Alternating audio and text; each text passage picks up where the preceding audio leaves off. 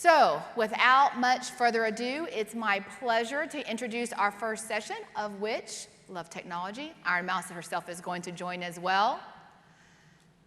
When IDF's digital media manager approached our chief communications officer last year with an idea to capture the patient and caregiver experience navigating a world with an immune system that can make them most vulnerable to infectious disease, especially with the backdrop of COVID, it amplified those challenges navigating that journey.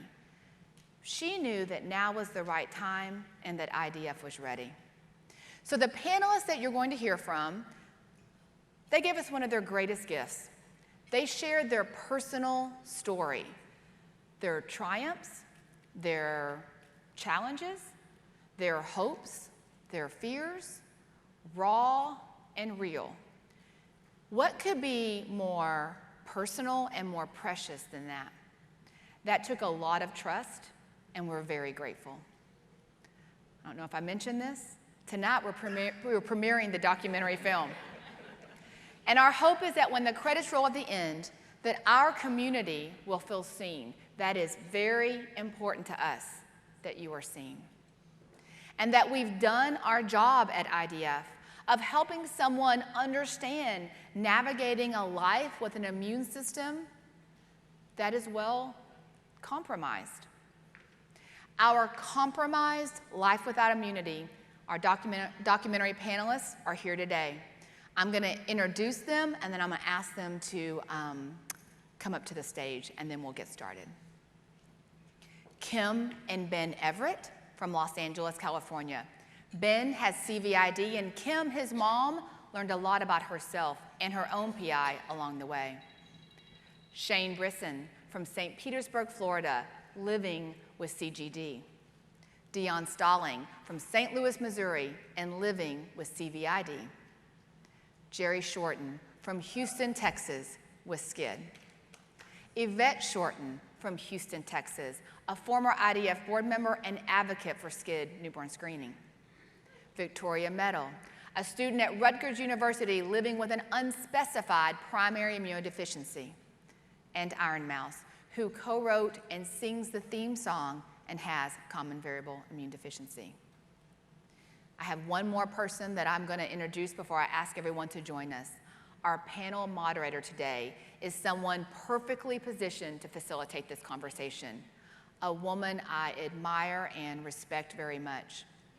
Dr. Tracy Shaw, a lifelong member of our PI, a longtime member of our PI community through the advocacy and engagement of her now adult daughter, Madison. And then moving into leadership, Tracy is now chair of the IDF Board of Trustees. So please join me in welcoming our panelists to the stage, and then we'll get started.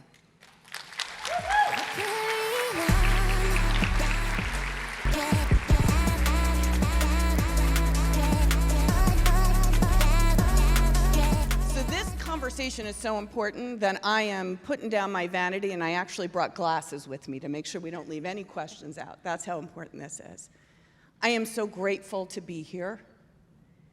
I'm grateful because you all are willing to come.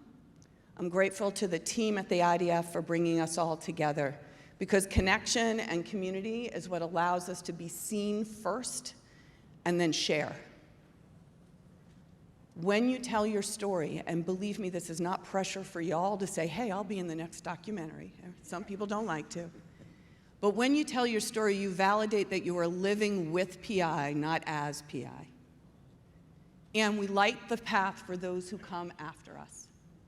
And so it's so exciting for me to see young adults like Taylor and Victoria and Ben. You're not an adult yet, but you're going to be one, right? Or go. And their willingness. And I love seeing, I hate to do this to folks, so I'm going to do it. I love seeing all the gray hair in the room. Because, right? We're living with PI. So without further ado, I think it's really important that we meet the folks who shared their courage, their hope, their strength, and some of their strategies to getting through the day, and get to understand who they are personally, because later, you know, I don't know if Jory mentioned it, but there's going to be this premiere of this really cool documentary. All right. So let's take a look at who contributed, and I know Iron Mouse is with us too, and learn a little bit more about how and why they came to do this. And we're going to start with what made you most afraid to tell this story? Because I know Yvette a really long time. She tells this story a lot. But still, I don't know about you, I still get a little butterflies now and again when I got to do this, right? So what was the scariest part about saying, okay, I'll be in that documentary? Well, for me, it is very difficult to tell my story, my journey, without reliving some of the most deepest events that cause the most deepest pain. And so I needed to develop a way to tell the story almost as if I'm in a third person, tell the story and not make that connection of the emotion and the thoughts together. And I say that because when you start to speak and relive some of the events, my biggest fear was to become paralyzed and frozen in time and not be able to continue with the next question. So in that moment of thinking of what will the next question be, will I be able to share and tell exactly what I want to convey to everyone? Sometimes it would be as I'm back in that very moment, and it would be so real, so surreal that I'm feeling every emotion at that time. But I want everyone to know that although we live in sadness, there's a lot of sadness in this world, but we need not live sadly. We have to live with hope. And in sharing the stories, we give hope to someone else who may have just had a very rough day. But when they see that someone else is making it through, and the next day, they also can have that hope that things will be better, different light, different view. There's always a tomorrow to hope for.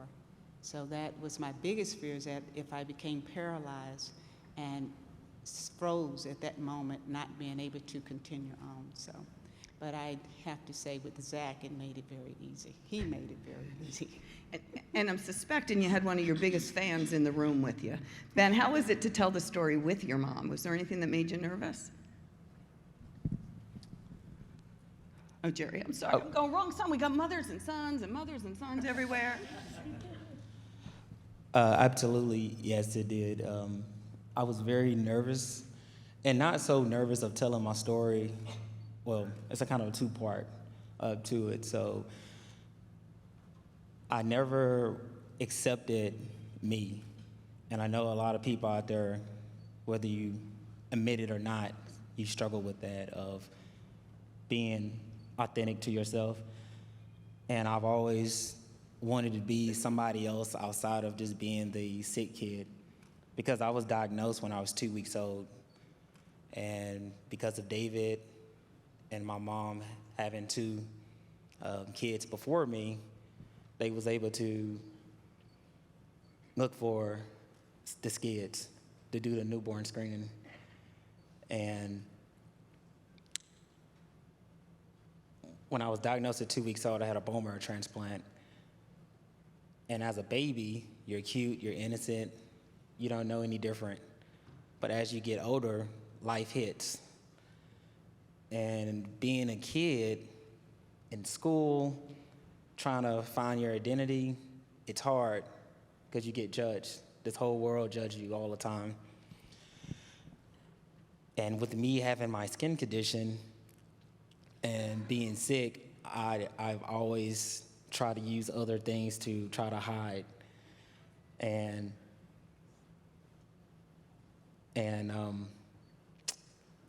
yeah, just accepting who I am as a person. And I never accepted till now. So IDF has opened that door. Using this premiere has opened that door, because whenever I was younger, they tried to use TV and magazines, and I told my mom that I never want to be a part of that. And she respected that, so. Oh, that mom thing.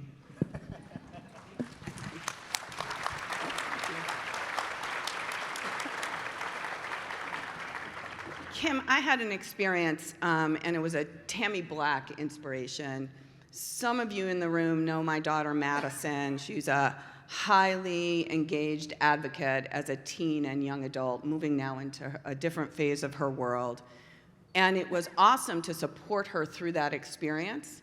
But then Tammy said, could you be the one to tell your story? And I'm going to be honest with y'all. It's easy to support your kid, give them a French fry for dinner and ice cream for dessert, and then, let her nap. I told my story. I wept for about an hour and a half when I got honest about what it feels like to go through the experience. And I'm wondering, having now had this connection with you, and we're having a moment, people. I hope you don't mind if you can't see us in the lights. What made you nervous about telling your side of the story? You know me. That's exactly what it is. I think it's so easy to be there as a mom. It's so easy to do the right thing for my child, and it's hard to tell it from my side. I don't know that I cried during filming, but I cried after for a long time. The whole idea of reliving it, like what Yvette was saying, going through everything again was really hard. And I think for Ben, I was worried because he knows his medical history, but he doesn't know the emotional side of his medical history. He doesn't know how I was feeling when these things were happening. And I think that was really hard for us both to go through. Yeah, it was hard, but it was good. And we never push Ben to speak about these things. We never push him to go do more. He does these because he believes in it, and he wants to do it. So on that note, Ben, what makes you so excited to tell your story? Let's flip that switch. Tell us what motivates you to say, hey, everyone should understand what this is. Well, I think just spreading awareness in general is really important, not just for IDF. But specifically, I think that it can be a little scary though. But I enjoy it because I like to spread awareness and I like to advocate for myself, I guess. Super awesome. So for young people in the room, advocating for yourself is a really important part of telling your story, isn't it, Ben? Yeah, very much. Awesome. All right, this was not by design to go from right to left. Well done. But let's stick with our theme of excitement, Dion. Your story is equally interesting, right, to folks in the room, living the way you're living, pulling it all together. Got the red lipstick on, bringing it today, loving it. What excited you about being able to tell your story? When I did finally get diagnosed with PI in 2014, I went to where everybody else goes. They go to Google University. And I found IDF, and I volunteered with them in any capacity that I could. And even though I have my own organization, anytime that anybody on the IDF team calls and says that they need anything from me, I'll always be grateful for the organization that Marsha started.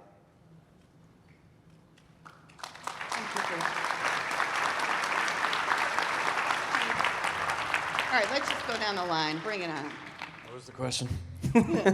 What was so exciting about being able to tell your story? Because now you're a star. You know, there's this premiere tonight, Shane. Yeah, is there? With a red carpet. What time's that at? 7:40. We're gonna have red carpets. Oh, really? Yeah. Like signing stuff? I just thought it was important to tell my story so other CGD patients knew they had a voice. Like everybody said, a lot of our diseases are invisible. You don't see the things that happen. You don't see what each of us, what everyone in this room goes through every morning, each and every day, and what we live with, and why we are so strong as zebras. There's a group determination, I think, amongst us that we won't fail. So getting that word out and letting everybody know we're behind you, as patients, and like Dion was saying, try and do everything I can for the IDF, whether it's this documentary, podcast. You want me to go somewhere? Tell me. So it's It's really finding, a lot of you don't know this, I didn't know another CGD patient until I was about 46, 48 years old. That's a long time to go alone through a life with a disease. But I've found other CGD patients now, I know them, and the IDF has just given me a great family to help, not just CGD, but all the PIs. Thank you. Awesome. All right, Victoria.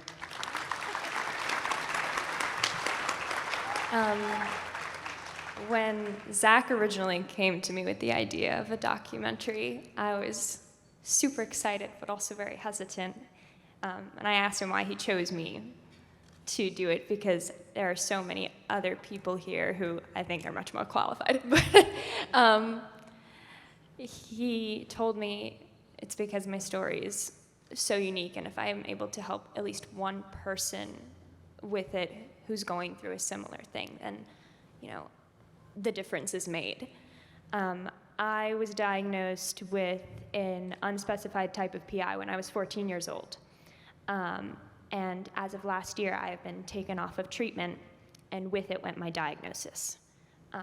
So it's been a very difficult journey trying to get a formal diagnosis, and with all of the symptoms I'm experiencing, it's been difficult to upkeep with all of my responsibilities and just trying to stay afloat.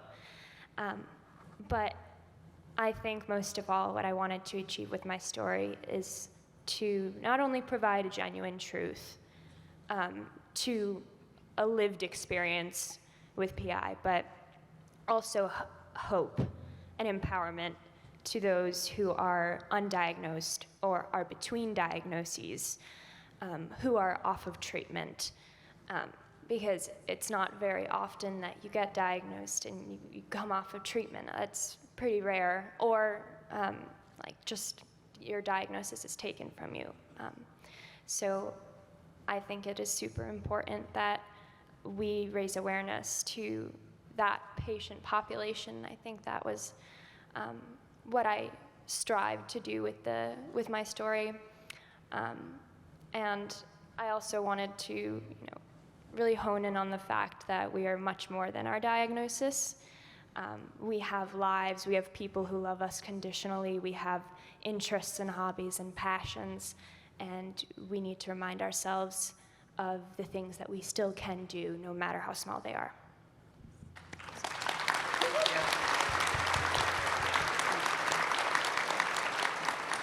Okay, we've already met the next person who is profiled in the documentary, and that is Iron Mouse.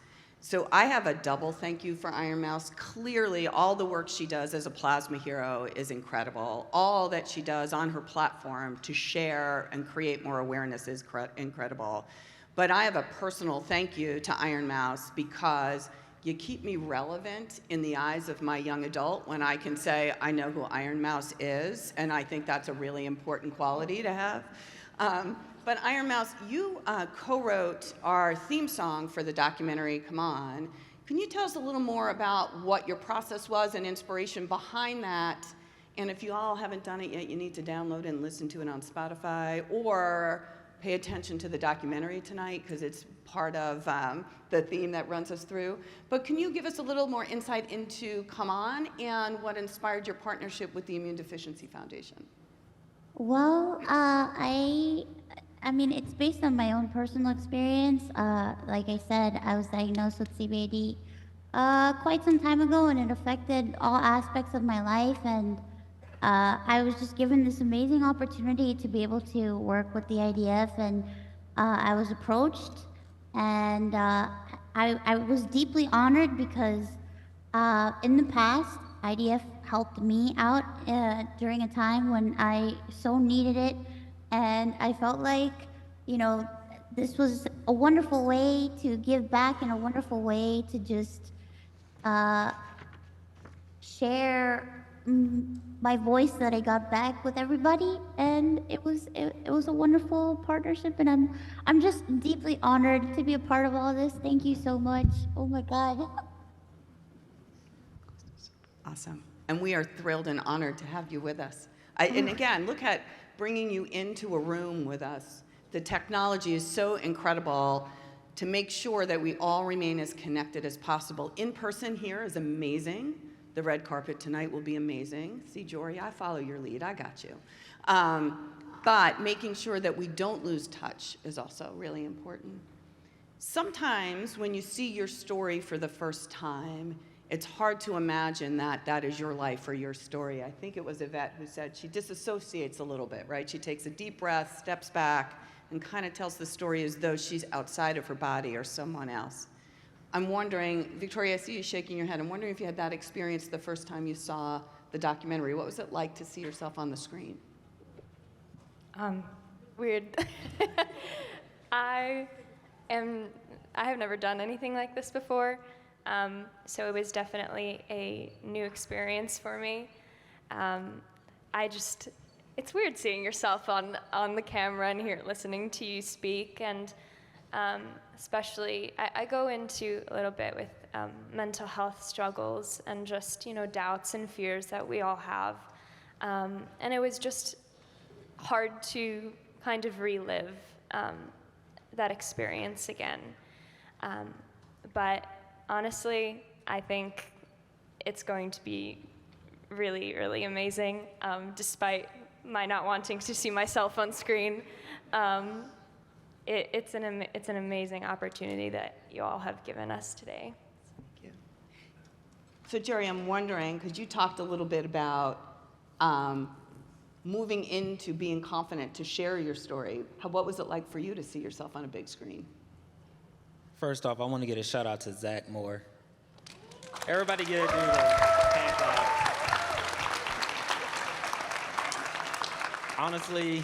Honestly, Zach made me confident during the whole process.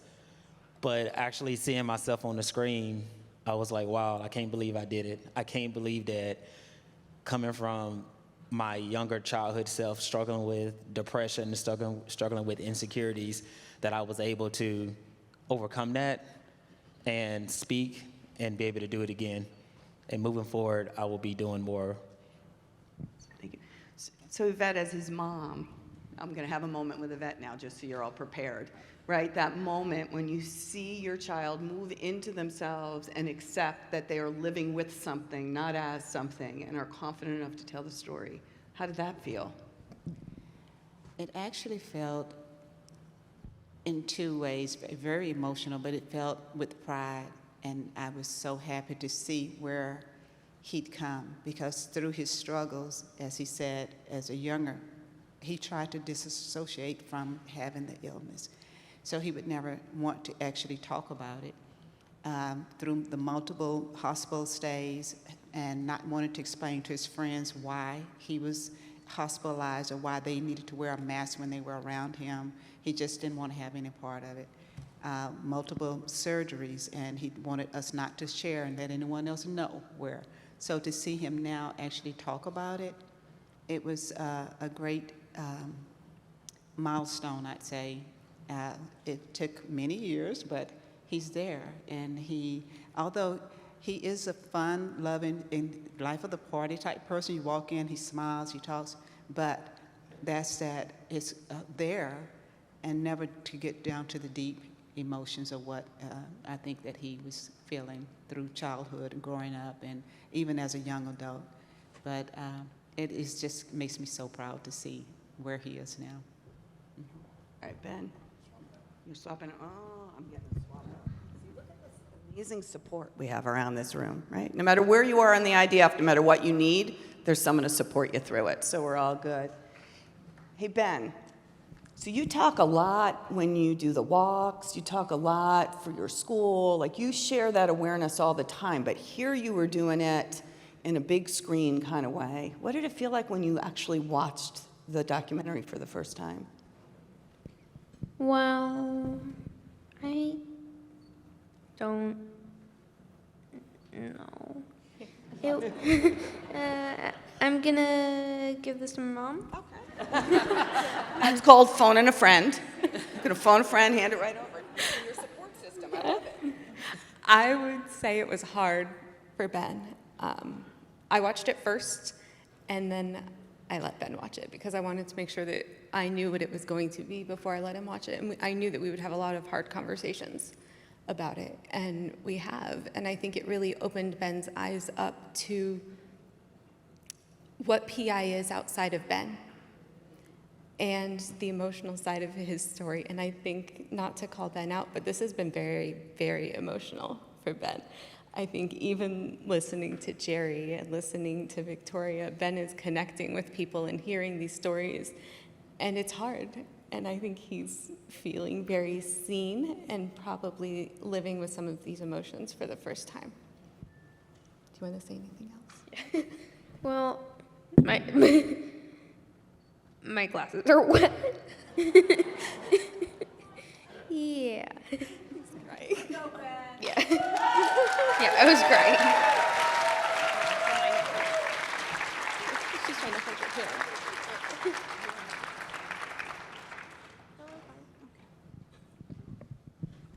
Thank you for that.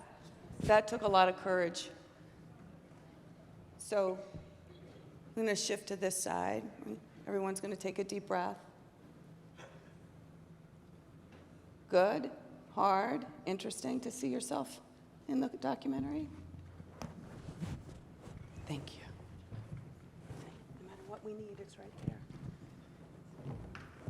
When we saw, when we were all together and we saw it, I was actually traveling, but I kept it going, and I went back and watched parts of it. I don't like the sound of my voice, so that's a thing. But I also, Zach made it very, very easy. Like when I met him, I guess because of our interactions beforehand, I just felt like I was meeting a relative for the first time, showing him around my city. Like, we didn't have a car, but I was like, I need to do food with you. Because you come to St. Louis and we have good food. But telling the story or hearing, I love the other people's stories, and they were impactful to me. And it was important that this story got told because of the young woman's book-made movie. I can't remember. I remember the author's name, Nicola Yoon, who never called me back or emailed me back when I was telling her about the responsibilities that you have when you're creative and you mention things like PI in a light that you don't know much about or there was not enough consulting. And so my part, the thing that made that still like gets me, and I think the only time that I teared up when I was telling my story was, who is going to raise my children? Because I was sick all of my life. I had a traumatic birth experience with my 34-year-old. I knew I was going to die with my 20-year-old, right? And so everything that will always happen to someone weird, growing up, being ill, it would happen to me. Like I was hospitalized twice for getting bit by an insect, and that bite would be infected. And so my prayer was always, Lord, please, because I've been a single parent for almost 35 years. Single, not marital status, but sole provider. It was always my prayer that, Lord, please let my son grow up to be an adult so he can take care of himself and be self-sufficient, because I don't know if I'm gonna live that long. So it was important to tell that story, but I was really moved by, because we all have different nuances of our story, but yet a common thread. So it was important to me that I was able to see the other people's and how the stories were woven together. That was really important to me. Thank you.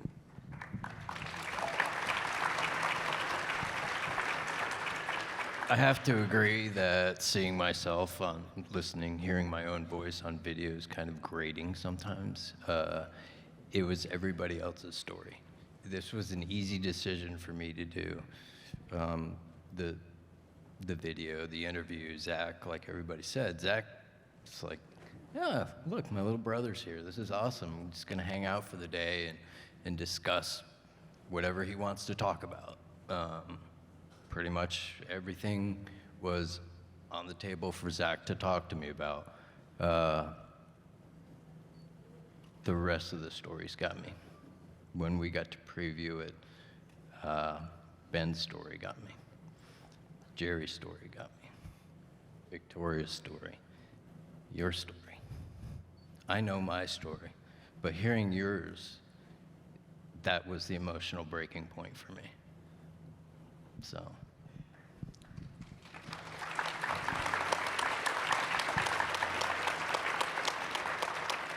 There's so now when Jory introduced me as Dr. Shaw, you should all know I'm an academic nerd right up front. I have a favorite sociological phenomenon.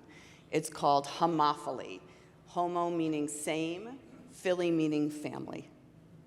And what I feel in this room and what I see, because I got a sneak peek at this documentary that's going to air tonight for the first time, is homophily.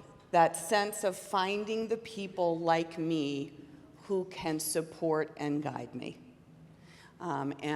We keep saying it over and over again because sometimes it doesn't feel heroic, it just feels like the next right thing to do, but it still takes strength, and it takes hope, and it takes faith in the people around you that they can hear your story, and that we have to tell the story in a way that we're comfortable sharing it. So I'm going to go back to Ben if you're ready for a question, Ben, but let me know. Are you ready? Okay. How do you do this at school? Because there's a lot of other people your age in the room here that might have to share it with a teacher or a teammate or a classmate. How do you pick who you want to hang with and who you want to tell? Well, on the social side of IDF, it's not that different than normal. Well, I wouldn't really know what normal is, but I don't know.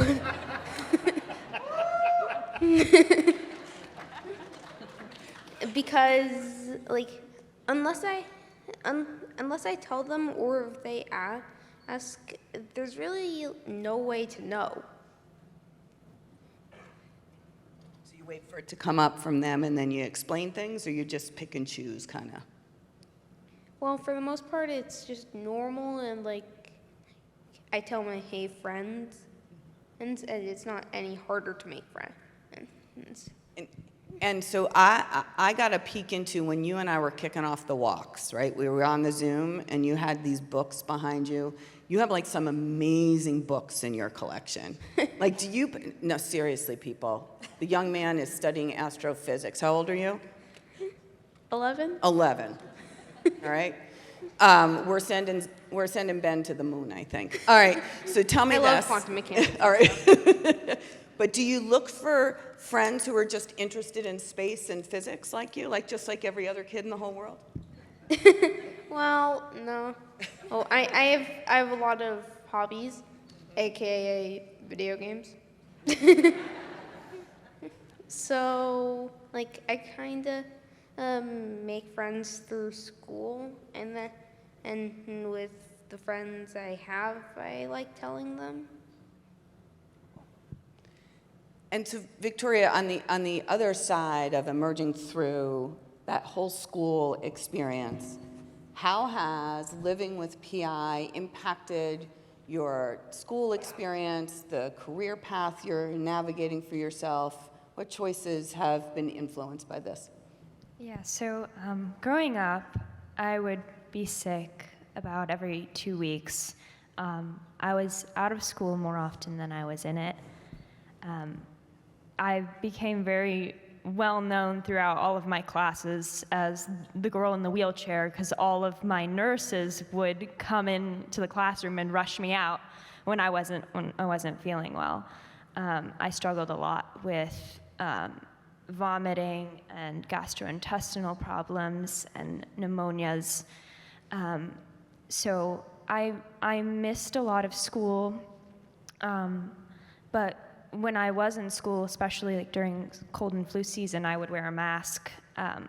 And this was pre-COVID, so it was met with either people did not want to come anywhere near me, they didn't even want to talk to me, or they would be incredibly vocal about how I would make them feel unsafe and uncomfortable in the school setting. So for a very, very long time, and this continued throughout my high school years, it was very, very difficult for me to maintain friendships because when I would find a friend, they would absolutely not understand, or not at the very least understand, but be supportive. And it became kind of the cycle of starting to feel like I was a burden because that's how people had made me feel throughout my life. But then when I was diagnosed and I found the IDF, I met the now YAC members. Big shout out to them over there.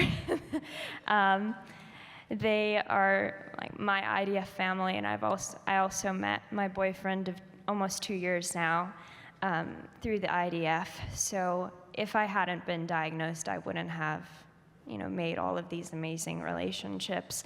And of course, I have my amazing family in the audience too, who have been supportive and caring and nothing but the best. And I was very fortunate in high school to have made 2 very close friends. So in terms of social relationships, I think I really lucked out. And then with career path, when I was diagnosed, that kind of solidified my whole wanting to pursue medicine, because I realized how much power there is in a diagnosis, how much freedom there is in a diagnosis. Even though it can be utterly terrifying, it gives you hope and it gives you the opportunity to seek treatment, which is what so many of us desperately need to survive. So I really wanted to be a sort of I want to be the medical support, the emotional crutch. I want to be the physician who fights for their patients. So all of these experiences have kind of led me to wanting to pursue my career path. It hasn't been easy, but it's been incredibly rewarding. And I also take care of my grandmother, so I have the perspective of both being patient and caregiver. And I have so much joy and fulfillment in caring for her. I see how impactful my care for her is, and I just want to expand on that in any way I can. Thank you.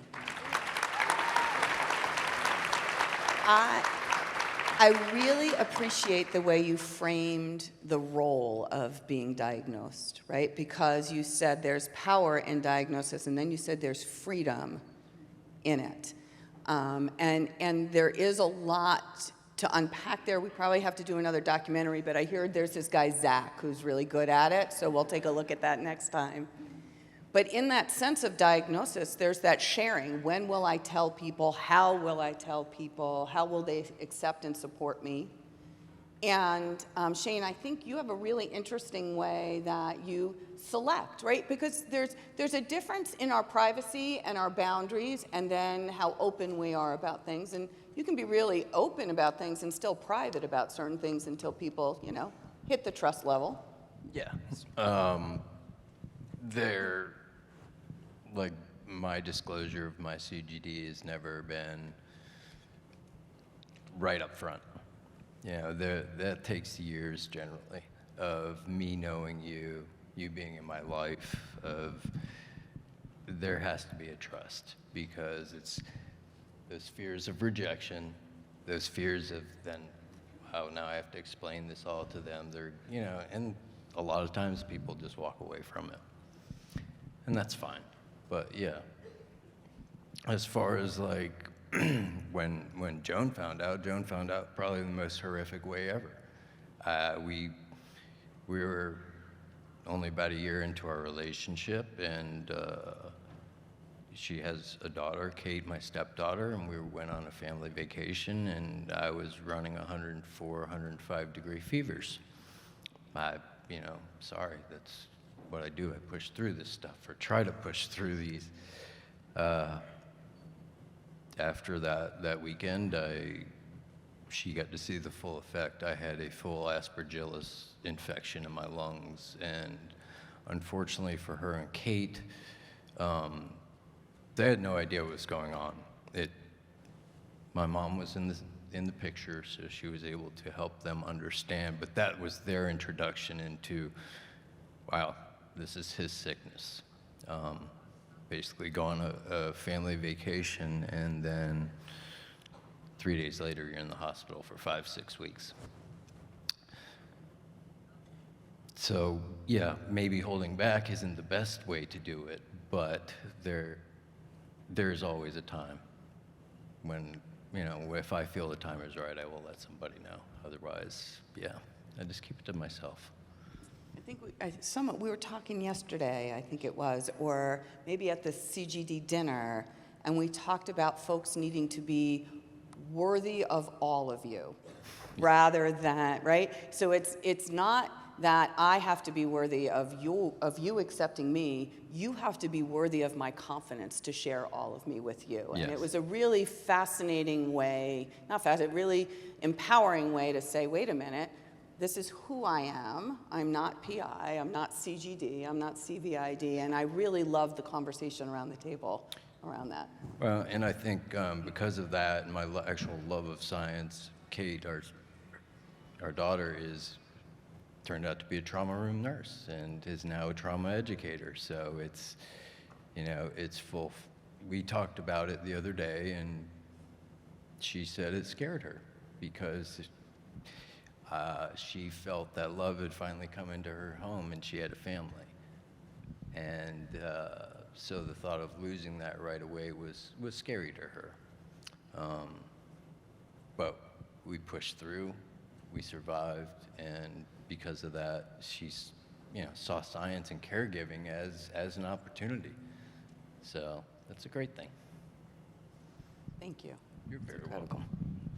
I'm having a lot of moments up here, so please bear with the pauses in between. It's just extraordinary to me, not just to hear your stories, but to be in a room with people whom, for many, it's their second or third or fifth or 10th conference, and for half of you, it's your first conference. And I've been running into people who I met that first conference that Madison and I attended. And if Madison was here to tell the story, she would tell you I tricked her, which I did a little. She says, you told me we were going on a road trip. But I knew she needed to meet other people, and by the second time around, she was so excited. She was fundraising to make sure that we could be part of the community. And it's because that sense of, I think, advocacy empowers a sense of agency to be in charge of who you are. And that advocacy could just be filling a seat right here so someone else can see that there's a lot of zebras in the world, right? There's just a lot of people who deserve to know that there are a lot of people, right? So I believe Iron Mouse is going to join us again, or she's been with us the whole time, but she come back on the screen, because in your case, Iron Mouse, you really know a lot of people, and yet you were moving through your platform and doing your messaging long before you shared your own diagnosis. What had you hold back, and then what made you suddenly decide it was time to reveal all of you? I think I was most afraid of, I don't know, I think rejection. I just knew that, I figured in my head, I was like, nobody's gonna wanna watch me if they knew that I was sick. Nobody's gonna wanna, watch my streams or interact with me if they found out that I had this problem. So I just really tried very hard to mask my issues, and I just wanted to be an anime girl on the internet. That was what I wanted to be. I didn't want to even think about CVID. I don't want to think about PI. I just wanted to be the me that I wanted to be without my disease. And for a while, it was going great until, I started getting sick again. Even, I started having issues with getting treatment and stuff. So it got a little bit hard to hide. And people who would watch me, they would be like, hey, Mouse, what's going on? How come you haven't streamed in a few days? Or how come, there was some weird noise in your stream the other day? What was it? It was my IV machine. And I remember being so embarrassed. I was like, oh my God, my IV machine went off. And I just wanted to end my stream because I was so embarrassed and I just I didn't know what to say. And then one day, a really good friend of mine told me that I should just be open about it and talk about myself and just tell people that it's fine, it's okay, and that they're not gonna think it's weird, they're not gonna get disgusted with me. It's everything that I was worried about was ridiculous because I told everyone, and I was surprised to see that everybody was just so supportive and so understanding, and they actually wanted to listen to me because I just remember like explaining to people in my personal life about my condition. And I'm sure like a lot of people get this. They tell somebody about their condition and they get that like glazed over look in their eye, like they're really listening to you, but they're not really listening to you. So I just thought, okay, nobody's really gonna listen. It's fine. But people listened, and they wanted to know more, and I was just really shocked and surprised that people wanted to know more about my condition, and one thing led to another, and now I'm here and I talk about it all the time, and I'm proud to talk about it, and I'm not ashamed, and I'm just really glad that if there's another Iron Mouse out there watching my stream, they know that they're not weird, and it's something that happens, and there's help out there, and they could find a way to live their best life just like me.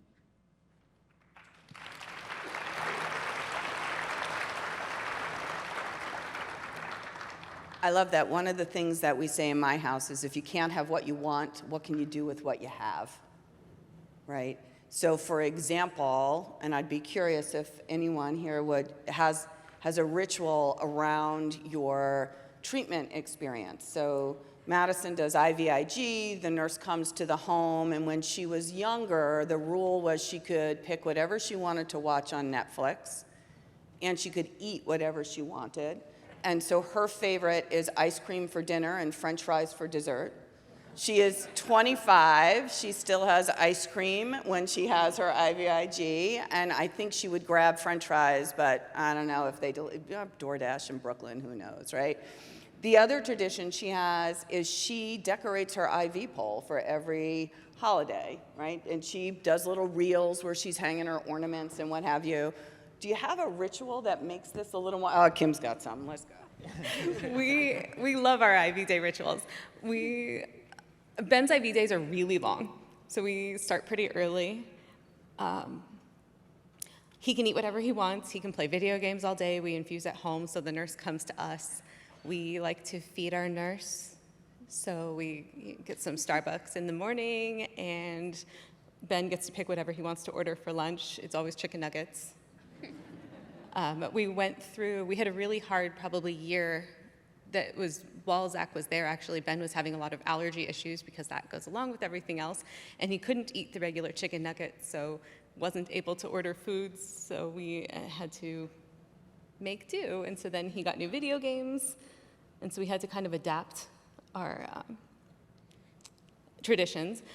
But with the IV pole, one of my favorite things, we switched out the wheels on our IV pole, and Ben has skateboard wheels on his IV pole, and that thing goes fast. I thought you were going to tell me you had a remote control for it, but I'm liking the skateboard wheels. That's He would love a remote control for it. That would be awesome. But it was one of the things that he kept complaining about on his IV days was that he had to lug this pole around, and he has 2 pumps on his IV pole, so he can't just carry a pump with him.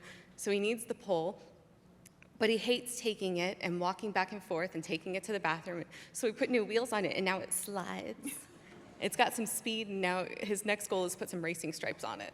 So I'm loving I was it. thinking just tape or something. Just some automotive tape and make it kind of look cool. And the other one of the rituals that we do on IV days is Nothing, like, we don't do anything special, and I just chillax on the couch and play video games.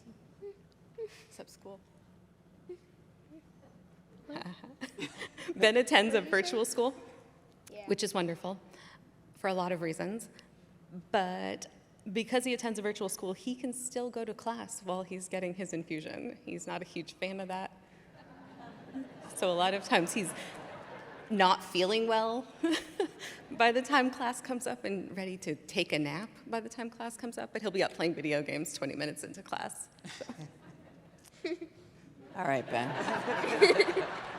Ben, we might be rethinking this career as an astronaut and moving into, no, we'll leave that there. We'll leave it there. Does anybody else have a ritual or something that makes it, yeah, go ahead. Bring it to us, Jared. So I'm a little older now, but obviously I've been diagnosed since I was 2 weeks old. And when we used to have our hospital visits and doctor visits, whatever the case is, my mom, I'm still now, into cars. I've always been into cars since I was, I don't know how old. But what my mom used to do is she used to either let me go pick out my favorite toy car, or even more crazier, I would want to go to the car dealership. At the age of 3. And I would walk around, kick the tires, look underneath the car. She just watching me. I really don't know what I was doing, but I was doing it big. All right, hold on. I gotta know. What do you do for work today, my friend? So now, I'm definitely not in the industry of cars. You would think I would be. I'm in home construction and project manager, so I build houses. But I think even today, as me being an adult, and all of you guys, all these nice, pretty faces I see out here, we all have that inner child in ourselves. So I always try to live a balanced life now, and not always about work and my treatments and everything else, but those things are important, right? At the same time, I always try to treat myself with one thing out of each day. So I might have that Starbucks coffee, I might have that Cinnabon, I might watch that favorite TV show, and I always try to live my life as a balance. Love that. So what we're hearing about balance is that school means nap, taking care of yourself means a trip to the car dealership. We're good. I got it. Victoria, you're balancing some new things with respect to, you had a diagnosis, there's shift. Let's say you're in transition to a new diagnosis, because I have confidence we're going to figure this out, or brighter minds than mine, but someone's going to figure it out for you. What was that experience, and then what rituals do you have today to make sure you feel as strong as you can? Oh gosh. In terms of rituals, it's more so I just try and make sure that I'm feeling my best, and that means, taking all my medications, trying to take rest days, and keyword on trying, because that really doesn't happen all that often. But I'm trying not to spread myself too thin. It's especially difficult because infusions also gave me energy. So now that I am, taking care of my grandmother, and I'm doing research in a lab, and I'm studying for my MCAT, it is very, very tiring, and often when I do all of those things, I get, I feel like sometimes I won't be able to achieve what I want to, and that scares me quite a bit. But I know I just have to keep on pushing, because I know I'll find answers eventually. I just have to keep looking for them. When I did infusions, our rituals were I would, my family would come over, so my siblings would come over, and we would either watch a movie or we would play chess. And my brother and I would play chess until my Benadryl just completely knocked me out. So, almost every single time he would beat me, and of course I would blame it on the Benadryl, because I'm just blaming it on the drugs. But yeah, we had those really, really special moments that I honestly miss, because it made infusions, or the process of taking care of myself a little less scary. But yeah, as of right now, I'm just, trying to manage all of my expectations, still trying to push forward, taking all my medications. That's basically what I've been trying to do lately. And, I have really, really bad days, and it's been a very difficult year in terms of, how I'm feeling. And it's not something I really share too much in detail, because I don't want, especially my family, I don't want them to worry about me all too much, because we just have so much on our plate as it is. But, I'm really trying to not only be more open about my whole situation and with how I'm feeling, but not giving up in the search for answers too. I love that persistence, right? That persistence. I'm going to give you a half a minute to think about. We're going to do a quick speed round, and then we'll go to the last question. So one word, if you could decide on one word that represents your experience, whether it's living with PI, doing this documentary, being in this room, what would it be? And while you're thinking, I'll say that my word is zeal. Hope.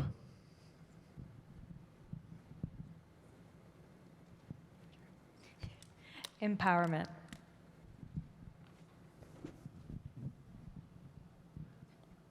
Awareness? I don't know. Strength. Fortitude. Change. The future. Love it. Love it. All right, Ben, the last question is for you.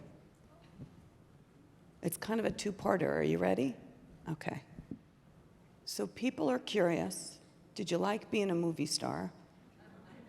And the second is, did you like Iron Mouse's song? Okay. All right, so I know. You got a lot of power here. I think the song was really good, and well, I think it just fits. It's well. And I'm not sure about movie star, but I do think it's really cool that I'm in a documentary. But if John Krasinski and Ryan Reynolds said to you, we're doing a new movie after Imaginary Friend, and we'd like you and Iron Mouse to co-star, are you in? I don't know who I've. Oh my God! You're killing me. I was feeling all relevant and good about sitting here, and you just flayed me right there. I'm loving it. Nicely done, my friend. Nicely done. All right.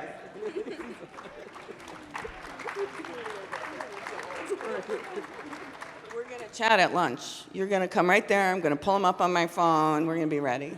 These people all knew who that was. Here's the thing. Politics, not for you. Astronaut, maybe. Because honesty, no. All right. So with that, I want to thank you all for your candor, for your strength, for your advocacy, your fortitude, your faith, your hope, your awareness, for being part of the future and keeping us all present in what it really means to live with PI.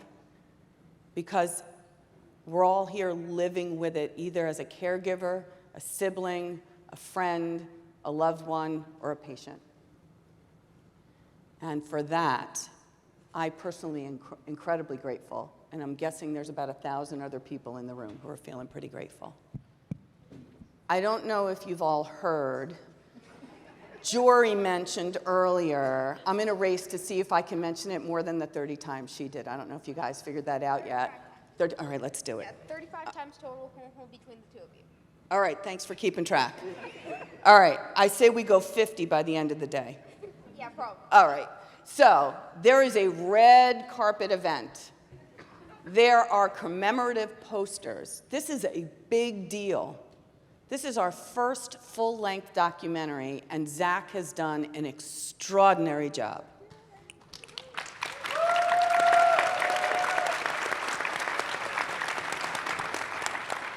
I highly recommend that you make sure that you stop at a Starbucks and get caffeinated so that you are energized enough to be with us all evening.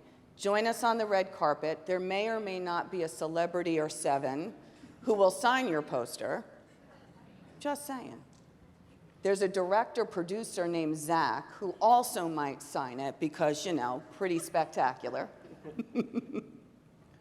But most important, feel confident in telling your story so that you validate your experience. You own who you are more than just PI because you were born whole and perfect and just happen to have an immune system that doesn't want to cooperate. Right? Yeah, pretty accurate. I got 1. I got slayed on Krasinski and Reynolds, but I got it pretty accurate, so I'm taking that. I'm saying that that's the perfect time to close. I want to thank you all for staying with us. I want to thank all of you for being part of it, and I really am looking forward to seeing you all later this evening. Thank you.